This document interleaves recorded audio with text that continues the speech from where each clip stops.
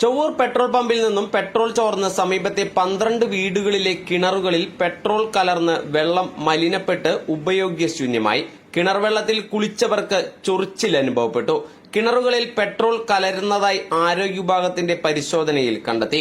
പ്രശ്നത്തിന് അടിയന്തര പരിഹാരമുണ്ടാക്കണമെന്നാവശ്യപ്പെട്ട് നാട്ടുകാർ പെട്രോൾ പമ്പിലേക്ക് മാർച്ച് സംഘടിപ്പിച്ചു.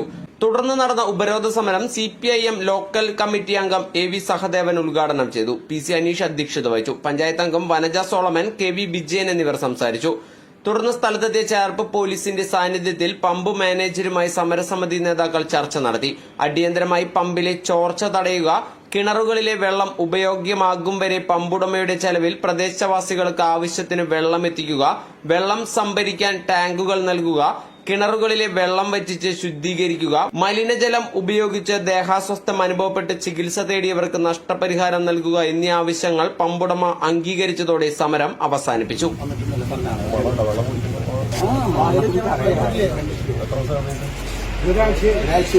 ഒന്നരാഴ്ച മുന്നേ